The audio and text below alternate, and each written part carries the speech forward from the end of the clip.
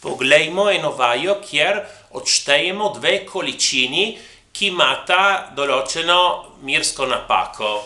Torej, zamislimo si, da nek človek stopi na tehtnico z nekim nahrbtnikom in dobi meritev 92 plus minus 1 kilogram.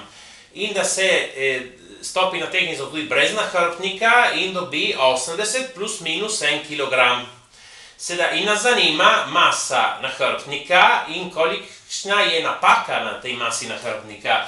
Torej, je jasno mogli odštevati x minus y in je jasno bomo mogli napraviti, zračunati 92 minus 80 kilogramov, ki je 12 kilogramov. Ampak kolikšna je napaka?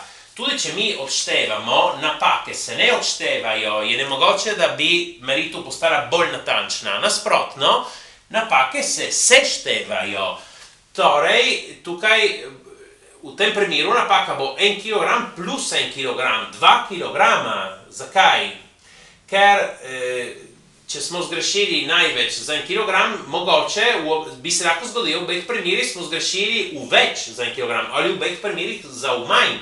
In torej, totalno smo zgrešili največ za 2 kg. Ja, torej ta je meritev in zdaj napišemo formulo na splošno, ker pravilo, ko seštevamo in odštevamo, je enostavno, da se seštevajo absolutne napake. Torej, napišemo pravilo na splošno. Imamo dve količini, x in y. X srednja vrednost plus minus delta x. Imamo y, ki je y srednja vrednost plus minus delta y.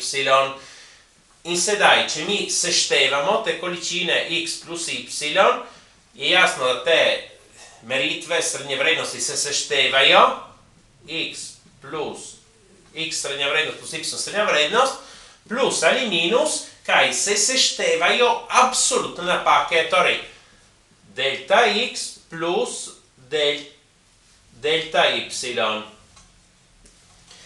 In če odštevamo te količine, se odštevajo te srednje vrednosti, ampak napake se še zmeraj seštevajo, absolutne napake se seštevajo. Ker če nekdo gleda samo te formule, se zdi zapleteno, ampak v resnici ideja je prav ta, ki smo jo videli pri tej vaji.